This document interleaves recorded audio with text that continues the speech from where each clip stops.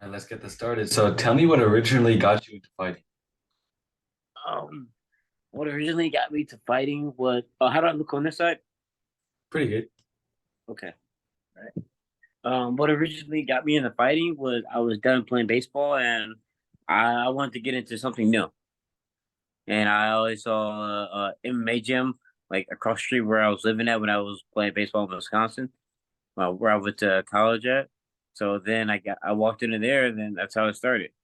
Mhm. What can you attribute being the number one ranked pro flyweight in California and in the USA West region? What can I attribute? Yeah. What do you mean? Well, what do you think sets yourself apart from everybody else? Um, I think what sets myself apart is my teammates, the kind of team I have around me, and I believe my conditioning sets myself apart. Because in that fight, I didn't get tired at all. My grappling, but I believe my conditioning is number one. I Mhm. didn't get tired at all in that fight. Yeah. How's your time been at fighting at LFA so far? Um, it's been my time fighting LFA. It's been pretty good. It's been pretty challenging. I obviously have that one loss on my record Mhm. from Morocco. Um, I had my first fight that was pretty tough. That was I guess a pretty tough guy. But it's been pretty good competition overall though. Do you do anything like specific or special to mentally prepare for a fight?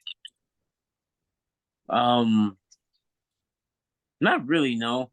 I don't do anything, not that I know of. Yeah, Mhm. not that I know of. How Not that how would you say you keep your balance between your personal life and your fight life? How do I keep my balance? I think I keep my um that's a good question. Yeah.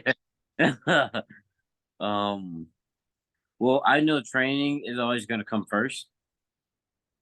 I know training is always going to come first I know training is always going to come first. Mhm. And also a good thing is as well is that all my friends are at the gym.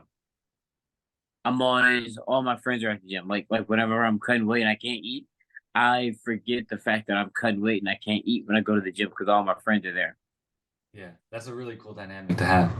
Yeah, so Can you talk us through your last fight? You finished the guy in the fifth round via ground and pound.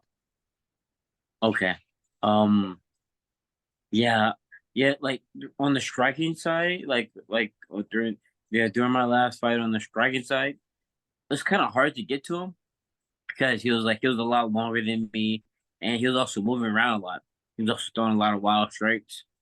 So I would say it was kind of hard to get to him in the first round, and especially and also his grappling in the beginning it was pretty slick at first.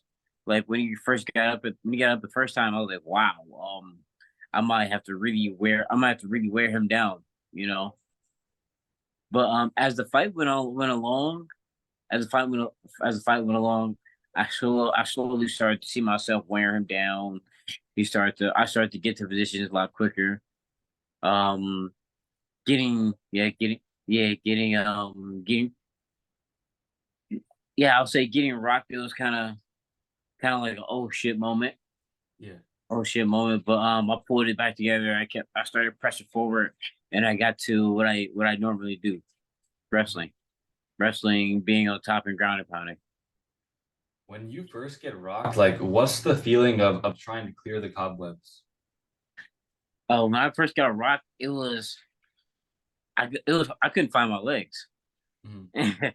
It was I literally couldn't find my legs at all. In my head, it was still kind of spinning. Mhm. But the funny thing is, like, I don't remember the punch that hit me. I don't remember the punch. I don't remember like the punch hitting me. Like like sometimes like guys like you'll feel the punch like oh man that hurt. It's like I like there was no feeling of that. I think he hit me in the back of the head, but yeah, there was no feeling of it. But it was just mostly my legs. It was like getting my legs under control. Yeah. Out of all the fights you've had, what do you think was the most memorable victory to you? I think um hmm, it's easy to say this one. I think the most memorable victory to me was um the fight after I'll probably say the fight after I lost. Because you have like that vengeance. Yeah, the vengeance, and it was like, and it was like I was still thinking about the last fight that I lost. Mhm. I'll say it was that one, and it was like, and I was fighting like in my hometown as well because like I felt like I kind of failed fighting in my hometown the first time for LFA because I lost the first time fighting in LA. Then I got another shot fighting for LFA again in Los Angeles. So I'll Mhm. probably take that one. And that one started like the little run that I'm on right now. Yeah. So, interesting question here. After a fight, you're all beat up, you're all bruised, and the adrenaline starts to come down, and you feel what hurts in your body. What's the recovery process like? Oh man, the funny thing was after my last fight, after my last fight, my interview was kind of quick, but I kind of had a Derek Lewis moment in there. Like I had to go to the bathroom so bad. Mhm. Like you know how you get that sharp pain in your stomach. Yeah, Yeah. I had one of those after my last fight. I think it was from like one of the knees that he landed in the first round, and then like the belt is so heavy, so I'm like carrying that as well. So it's like during the interview, sometimes you could probably like see me clench, like clenching my face, and I'm like holding my stomach as well. Yeah. And then but after that fight, it was like my shoulder was kind of hurting too because after getting rocked, he was like, you saw he was like blasting my shoulder with rear kicks as well. So yeah. But after that fight, I was really sore though. I was really sore. I didn't feel like I didn't want to do anything. It was just mainly just me going home. Like after that fight, I just went home. Um, I can't drink. Yeah, I was drinking a whole bunch of water, ate some Starburst weirdly, and watched the Family Guy. Nice. What would you say your analytical approach to fighting is? Like, are you the type of guy to just go in the gym, train as hard as you can, and then fight the guy? Or are you the type of guy to develop like a whole game plan, the ins and outs of what he's gonna do and where he's gonna be inside that octagon? I feel like I'm the guy that does both because I don't stop training. I'm training year round, and my coach and like my last couple of fights, the opponent he did exactly what my coaches said he would do. Like when I fought Camacho, he moved to my left side exactly how my coaches predicted. And then this guy I just fought right here, he was long. He was long. Threw a lot of straight punches, a lot of long punches. He was attacking a lot of leg locks, just as we predicted. Mhm. So I'll say it's both. Yeah. And then I had a question about pressure. Do you think that like the most nervous you're ever gonna be for a fight was your first fight? Or do you feel like as you go on, you feel less pressure for every fight? I feel it's going to be the same nerves. I feel like the nerves they never go away. No matter if it's a fight, jujitsu competition, or anything, they don't go away.